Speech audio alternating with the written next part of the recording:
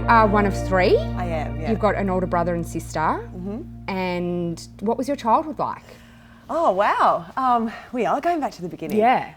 Childhood was happy. It was happy and safe and supported. Yeah, safe is such a beautiful word to think of your childhood. Yeah, a friend of mine, his father at his 30th birthday recently spoke about giving your children a safe harbour in life. And that's exactly what my mum did for the three of us. Yeah.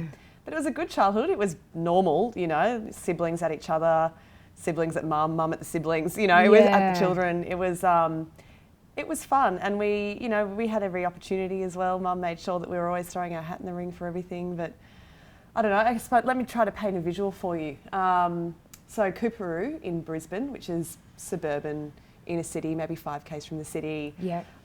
Old Queenslander house, massive backyard on a slope, which was really good for tarpaulinining down. What's tarpaulin? Like slip and slide? Yeah, slip and sliding down, but not with the fancy slip and slide, with the tarpaulin and the palmolive dishwasher. Yes, I just did that with my kids the other day, got a slip and slide, and we're like, they're not going anywhere, so I said, go get the shampoo, and we just shampooed it. Straight down and the like hill. a 2-year-old just going, flew for miles. Unfortunately, we had a rather rugged garden bed at the bottom of the hill, so you'd go head first into the bushes and the weeds. Beautiful, yeah. Remember you'd hear all those horror stories of like people would put pegs in? Yeah. Like on the slip and slides, and then the knees would go and stuff. Yeah, that didn't happen at our house, actually. Yeah, that would have been a really good story though. Next My brother time was pretty wild, but not that wild. Yeah, right. And big wraparound yard and a deck at the back, although that came much later in life when Mum did a bit of an extension. But it was a proper Queenslander house with the floorboards that you can see through to the ground below. So in winter, the draft was kind of severe. Yeah. And in summer, the house was so hot.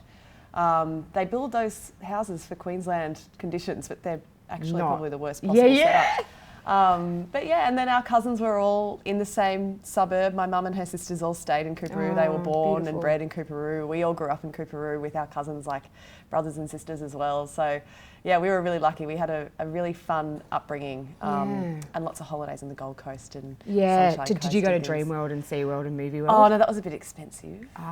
Sometimes we would go to. And remember Grundy's? I don't think I ever went to Grundy's. Oh, and like, is it Cavalav? Was it Cavalav? Is Cavalav in SA or in Queensland? Cavalav's at Surfers Paradise. Oh my God. We didn't go to the Glitter Strip. Because my grandparents had a place in Surfers, so every holidays we'd go up and we'd be those greedy pigs at like Dreamworld before it would open, and then... So down the road from there is the Oasis shopping centre at Broadbeach. Yes. And that was more our speed with the monorail that would go and the butterfly in there. And putt-putt at the top. Yes. And there was a carousel in the middle that used to be free, and then it gradually became more, I think it's up to $1.50 or something now, right? But yeah, we used to hang down at the Oasis, and we used to also sneak into the Jupiter's Casino swimming pool. Amazing. And at a time where you had to have the swipe to get in, so we'd all stand there in a big pack, our cousins and the neighbours from the other unit.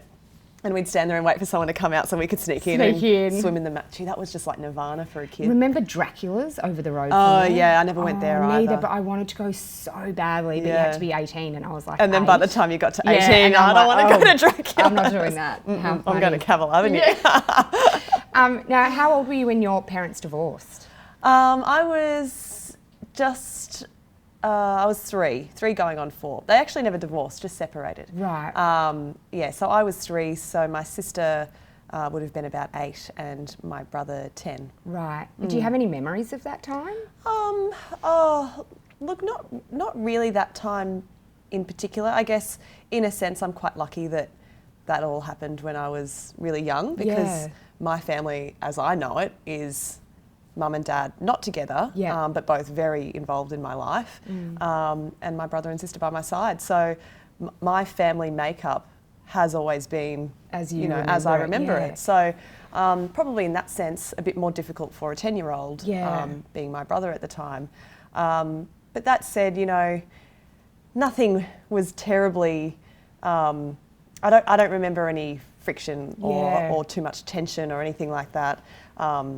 For me, like I said, I was 3, so I think that's sort of all I remember. Yeah, because I was about 5 when my parents split up, so I was at that age where you just, like, you kind of grasping onto your first memories almost. Yeah. Like, I still vividly remember my parents sitting down and telling me... Oh, wow. Yeah, that they were splitting up. Yeah. But I was thinking when you are 3, because also parents split up, you know, when kids are going in teenage years and stuff like that, and I almost reckon that's harder. I've always thought that I've had a lot of friends who've had their parents separate either in high school or even further down the track, you know, when they're in their 20s or they're perhaps starting up their own family at this point. And I suppose in that sense, everything they've known in terms of their family construct is changing. Yeah. And that's such a formative thing and such a firm foundation in your life. Totally. Yeah, I reckon you dodged issues. Yeah, and you know, and also, and why I wouldn't want them to stick it out just for the sake of the kids either. In my case, because you know we're a very honest family, a very real family, and I feel like no one's ever had to lie to us about anything, and everything's out there on the table, and nothing's a secret, and it's that's a nice way to be. I think that totally. It's also very rare. Like families like. So often you see families and you're like, oh my God, if you guys were just a bit more honest, none of this shit would exist. Yeah, the problems that happen, you know. Well, it makes you a realist in life too, which sometimes, you know, I think that I'm a realist with most things. I mean, every girl kind of has certain dreams and fantasies and whatever, but I think that in life I'm very realistic about relationships and friendships and family relationships and everything, and that, you know, you might not speak to a friend for 6 months and then you'll pick up where you left off again the next time you see them. And so perhaps I'm a low maintenance friend in that respect. Yeah, oh my God, they're the best though. They are the best, I know. But I'm certainly not needy. I don't think so anyway. Others might disagree. Yeah, I like to think I'm not. I'm so fucking needy. Yeah. Like, I'm like, Or just with some things. Like, I need you to take the rubbish out occasionally. Just little things. And so growing up I grew up just with my mum too, and our grandparents played a huge role in our family as well. Yeah. But just you're very close to your mum. Do you think that because it was kind of you, just, you know, your mum was your main person, do you think that made you closer? Oh, we're very close.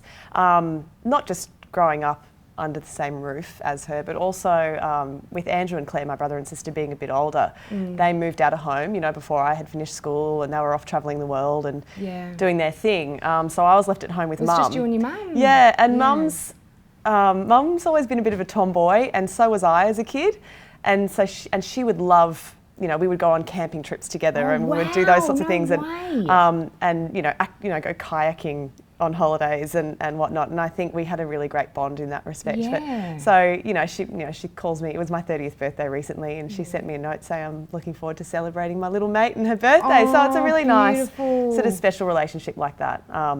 But she's just an awesome woman. Yeah. You'd love her. She's a great chick, my mum. I know. I would be so lost without my mum. Yeah. You know, and I actually went to, I kind of sometimes go to things like healers and stuff like that. I'm kind of... You're such a hippie. I go, I'm so not. Since when do hippies wear leather? I know, and it's full cow, like it's so cow. No. But I went to, somebody told me that there was this great person that helps with, like, I get bad headaches and stuff, so it was kind of for health. But when I went there and I sat down and she said, you take on your mum's stuff, like really subconsciously. And she said, the relationship you have with her would be normal if you were Siamese twins. Wow. But you're not, so you've got to stop taking on that energy of your mum. And I thought, oh my gosh, when she said it, it made sense to me, because mum was always my main person. And even now, having a partner and 2 kids, I still feel like, and my partner struggles with this, but my mum's my family. And she's your go-to. Then they are. And I know that's not right. I know that should be my number one, because sometimes I'll be to Sam like, oh, you know, I need mum. And he's like, but we're the family. And I'm like, yeah. Well, but in my head, I'm like, my mum's my family. It goes back to that, you know, fibre and that foundation that you grow up with. And I know, you know, that's the same for me still. And when I took on the job at Today Show 2 years ago, for the first 6 months of that job, I was having to call my mum, you know, like a crybaby all the time. And say, Mum, I just feel this way today, or I feel that way, and I don't know why that is. And she'd talk me through it, and thank God she's a social worker, because she's a terrific counsellor. Yeah. But I found myself, I think for the first time, or more than ever since being a kid, relying so heavily on my mum. And I'm not ashamed of it. I know, I'm the same. Sometimes it scares me though, because I'm like, oh my God, she's getting older and stuff, and I'm so still reliant. Yeah. That I'm like, I sort of spread that out across my family though. I'm very lucky. Like my brother and sister are extraordinary. And my dad too is a go-to person. I mean, everyone in my life, and now I've taken on another family too, through Pete's family. So I've got this great support network. Yeah, beautiful. And you know, if mum doesn't answer, I call my sister. If she doesn't answer, I call my brother or my dad or whatever. And that's, you know, that's the best asset you have in life, is a good family. Totally. And what was school like for you? Fun. I was a bit of a goody two shoes. I was a school captain at Brisbane State High. On paper, you were like not only the perfect daughter, but like the perfect partner, the perfect human. Not if you saw my biology results in grade 12. Really? And the only thing is your looks really let you down. They really, I had terrible pimples on my forehead in high school. Yes. Because you know, the stalky school hats that you wear. Yeah, and then it's like 1,000 degrees, right, in Brisbane in summer, and I'm running around this. My school was huge, so it goes over 2 campuses in inner city Brisbane State High, and so I was running around that school all day, every day, trying to get from one class to the next, or sporting thing to another sporting thing, and I just ended up with terrible pimples on my forehead from the hat. So anyway, that's my little... Yeah, that was your downfall, the pimples. Well, you know when you get pimples when you are younger though, do you sometimes still feel like you have skin issues? Like thank God, only one of the things I escaped during puberty and everything was pimples. Yeah. But some of my friends who got pimples during then still have skin issues where I'm like, you're so fine, there's nothing so far there. beyond it. Yeah, but it's like I have a height thing, right? Right. Because all my high school friends were so tiny. Yes. So I always felt like the big Xena warrior, you know, like in the back, shoved to the back of every photo.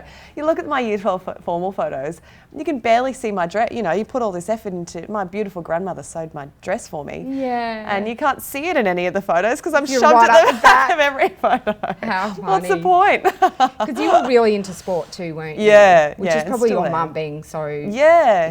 Yeah, she just threw me in the swimming pool sort of as a way of, I think, childcare or after school care. Yeah. A little bit. No, she'll be mortified that I said that. My mum actually set up the after school hours care program at my primary school. It didn't exist before I went to the school.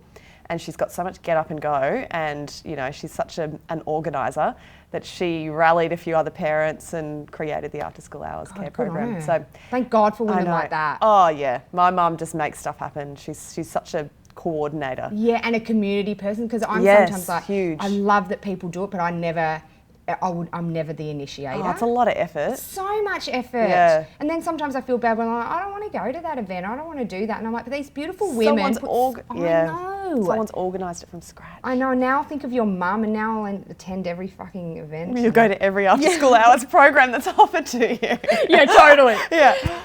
You know what I reckon though? Getting kids into sport early is the best thing you can do. I agree. And in my experience, out of trouble. Absolutely. Out of trouble and team sports in particular. I did a lot of swimming when I was in primary school and grew really bored of it. I think I felt quite lonely and just detached, I suppose, staring at the black line. So I played a lot of netball too, and I just moved more into netball and took up touch football and and other sports through high school because I just loved, you know, there is nothing better than a team sport to teach you obviously the value of playing in a team and contributing to a team and knowing that it's not all about you and your performance, but it's how you can work with others and, you know, all collectively work towards the same goal. And if you all lose, well, you all lose together. If you all win together. And totally. But I think just getting them out and running and being active and enjoying activity at a young age is so important. Also having a whole team to be, you are responsible to people, you know. For sure, yeah. If you don't turn up, that impacts everyone else. Totally, yeah. And I'm like with my young boys, I just am like, we've got to get them into sport because I also feel like Saturday mornings you're doing sport, they can't go out the night before and smoke bongs and you know. But you don't want them to do rowing though, I don't think. I don't want them to do anything that gets me up really early. Yeah, no swimming, no rowing. No. Maybe they can play mixed netball soccer or something. Yeah, mixed netball's fun. Yeah, and then I go, oh, footy too rough. Like I'm one of those ones where I'm like, oh, gosh, no. His face is too pretty. No, don't touch his teeth. Teeth are so expensive. Oh my God, they're so expensive. Did you have braces? Yes, yeah. So my poor mum, you know, had to pay for them too. And I had them for ages. I had them for nearly 2 years, maybe even longer. 3. Oh, in grade isn't that 6 just too? Wow, that teaches a teenager resilience. Oh, or, mate. Or a I got my 11-year-old. period, boobs and braces in the span of about 2 Wow. months. I'm surprised you came back from that. Mate, I haven't. I barely. That's traumatic. Sometimes I still rock in the corner. So from school, you studied journalism. Yes. Yeah. And so it was this kind. What you're doing now is pretty much like the pinnacle, really, in Australia of what you can do with what you've done. Well, I mean, it's certainly what I was reaching for, I think, but never thought. I mean, you know, when I got my first job in the Channel 9 newsroom when I was 19 years old, I didn't think I'd even be on air. I thought I'll never get to be on air like these reporters in the newsroom. Right. You know, Lane Calcutt and Spencer Jolley and Sally Eels and all these terrific reporters that were in the newsroom at the time.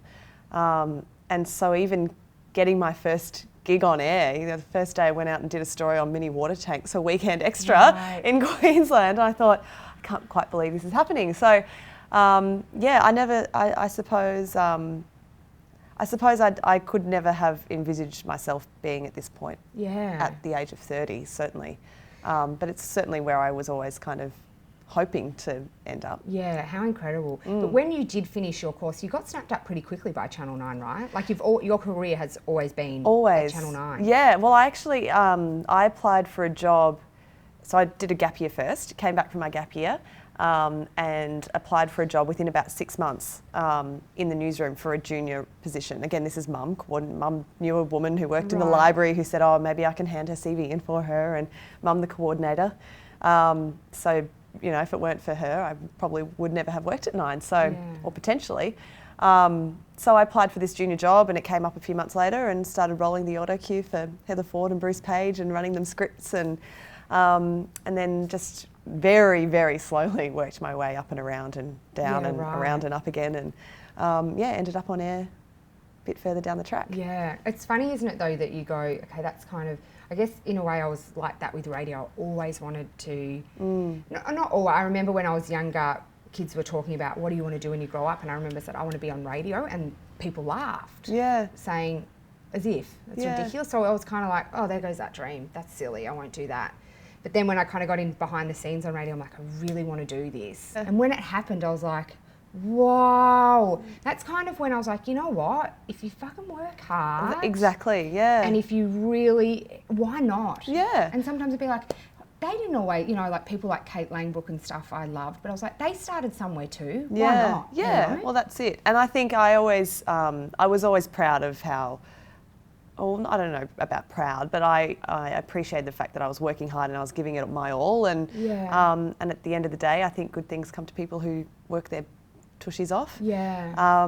And that's what I did. And I worked voluntarily in different departments, and I gave up all my holidays to sit on the PA desk or to sit on the COS desk or to work in the news library or whatever. And it all paid off. And that's, you know, it's the first question you get asked by anyone who wants to work in the industry is what's your advice for getting in there? Yeah. And it's just be prepared to work your backside off and roll up your sleeves and give up your weekends and just get your foot in the door somewhere and keep nudging the rest of your body in until until you become valuable to them. Totally. Yeah. So because your first job too was McDonald's. So was mine. Yeah. Oh my God. No wonder we're so, bestie-like. I lasted 9 months there though. Oh, I lasted longer, but for the last probably year and a half, I was doing one shift every fortnight. Yeah. Oh my God. I was on the drive-through, and my hands would get so fucking So cold. you talk about, Today Show newsreading being the pinnacle of, whatever newsreading, but doing the drive-through at McDonald's. Was it? That's top notch. Doing the handing it, not taking the orders. That's the orders. I took the orders. No, yeah, sorry. Yeah, I know, because the other ones would get to race around. That's where I was. Enough. Yeah, you've got to. So you were at the pinnacle. You went fast. I was so slow, and then I'm like, I'm hungry. Can I have a break? And they'd be like, you've been here for an hour. Oh, I need some more nuggets. Yeah, and remember, you get half-price meals straight away after you finished. I used to eat so much McDonald's. People say, "Oh, you're so off McDonald's." I was eating so much McDonald's when I worked there, but I was burning like 1 million calories at the time playing netball and everything else, and racing around. I was on the busy job. I wasn't just taking the orders. I was taking the orders, and I'd be like, "Can I have a Fanta?" Just drink Fanta like it was water. I was such a little feral. Oh my God. But anyway, it's like I'm caught up with Jane Kennedy the other day from Working Dog, beautiful woman, and she said people who would work at McDonald's, they would go, great. And even still, people know if you worked at McDonald's, it is such a great training ground. Such a great training ground. Work as you go. Yeah. And clean as you go, sorry. And the customer's always right. Always look busy. There's always something to do. You know, it's there are so many things and skills that you learn in that workplace that you can take with you anywhere. Yeah. And it's a really great sort of mentoring program through the different managerial positions as well. It's a great structure. Yeah, right. I suppose. You're in there long enough to learn it all. Well, I never got into a position of management because I called in sick too often, I think. But I remember once I called up and said, my dog's got run over by a car. I didn't even have a dog. And I got my friend with an English accent to call up and pretend to be me. And he's so dumb when you're like, that doesn't sound like me. That's an elaborate way to call in sick. I know. Did you just get your mum? No, she wasn't home. It was like after She school. wasn't on board with the calling in sick. No way, situation. No chance. So when you got the call saying, okay, we want you, because you started doing, that's the first time I kind of had anything to do with you was the Weekend Today. During summertime. Yeah, exactly. When I saw you and Pete and I'm like, there's two angels there that need to breed or kiss with their tongues or something amazing. And I even said to my partner Sam, I'm like, these two. He's like, yeah. Yeah. He was on board too. There you go. Let's talk it through. Let's get into Stefanonia land. I was saying earlier, so we get a bit weird talking about our relationship, I suppose. But Pete's given me the all clear to say anything to you. He says, "Oh, it's Monty. You can say whatever you like." I can't wait seriously because I just want you to really graphically talk me through his penis. I'm not No, I'm just joking. He just threw up his popcorn watching this at home. He loves it. Oh, he loves it. Oh, poor Pete. Look, I mean, you're not the only one, I suppose. My sister and my mum both sat me down after that stint on air with Pete and said, "Is there something going on? Is there something there?" Right. Because we can kind of, pick up on something, and there hadn't been anything at that point. Because he was living overseas. Yeah, that's right. So and I guess we didn't really know exactly when he was going to be coming back full time. So anyway, we just started pen paling after that. Yeah, because he wrote you a letter, a handwritten letter. Yeah, with a little help from his mate Monty. I think he kind of, his best mate and advisor. Right. Anyway, so not me, not the way. you, the other Monty in his life. There are two Montys in his life, and I happen to love both of them. Lucky. And so, tell me what was in the letter? Were you like, this guy likes me? Oh, it was just, it was just nice things about, having a nice time together, working together and wishing me well and whatnot. But, there's something, I think at that stage he would have been 33-year-old man to sit down and handwrite a letter and post it to you. It doesn't matter what's in that letter, but that is a gesture in itself. No, even if it was in 2016 or 2014 at the time, it is, amazing. It's a big gesture. He would have got writer's cramp because no one writes now. I know, no. You sign your signature on things and that's about it. So that was pretty special. That was such a smooth move. It was a smooth move, I know. It was. I know, and it worked, didn't it? So, so then it was a little pen pal relationship, which was really old school. It was very... it's beautiful. It's kind of... it was old school and traditional, and so just kind of went from there. And then he moved back. Yes. He was in Europe at that time. Yeah, he was based in London. The first time I met Pete was in, we went over for our radio show over to America, and Whipper, who I was working with, caught up with Pete at some junket and said, "Come to dinner." Yeah. And we went to this dinner, and it was at that one of the most fancy restaurants in Hollywood. I can't even remember what it's called, where all the celebrities, the big photos are on the wall. Oh, I think poor Pete thinking we're going to go and have a burger somewhere. So did I. And then the bill rocked up, and I was like, who had to pay for it? Oh my God, no, we all split it. And I felt so bad because Whipper is such a foodie. Oh no. And I'm like, that is like a mortgage repayment we're paying for a piece of steak. Poor old Pete on the correspondent pay package. I felt so bad. But I loved talking to him because at the time, The Hills was like I'm such a reality TV And he lived in the hills. He lived in the hills, and he would go to the bar where one of the people worked. I was like, oh my God, Stephanie Pratt. Oh, she didn't she marry that horrible? No, that's her brother. Stephanie's the sister. Yes. Yeah. And I was like, this guy's cool. He knows about the hills. Yeah.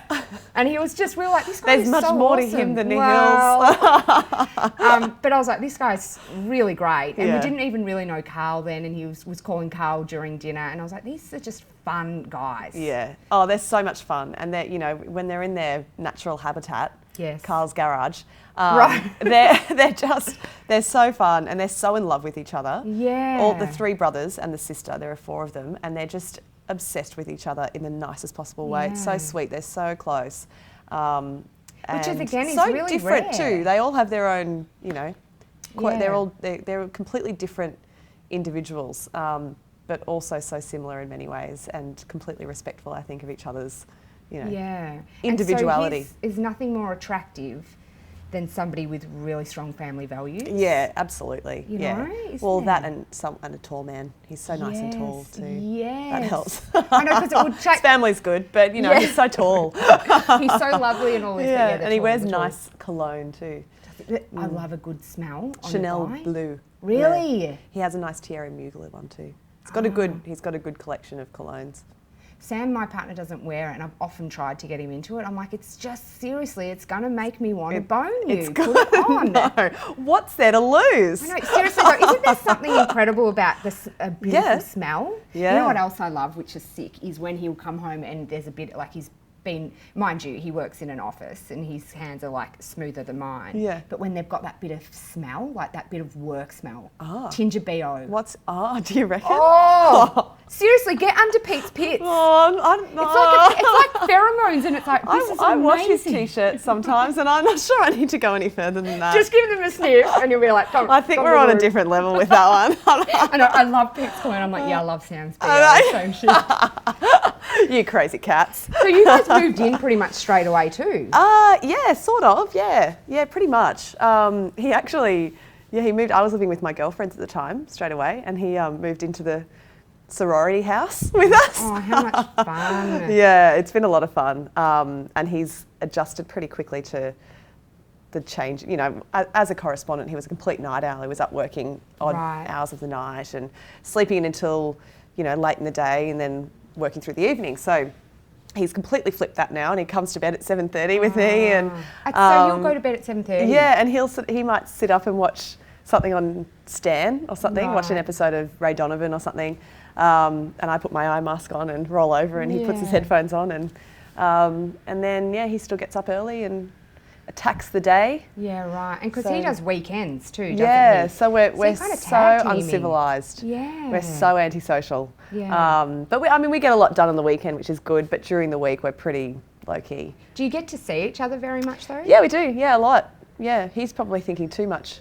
Yeah, right. So well, I guess because you finish in his home during the day, it's more than your mornings are completely That's out. right. Yeah, it's just obviously we can't go away for a weekend or something, but that's fine. So we've got lots of time, lots of overlap. I'm sure he's probably getting sick of me by now. I doubt it.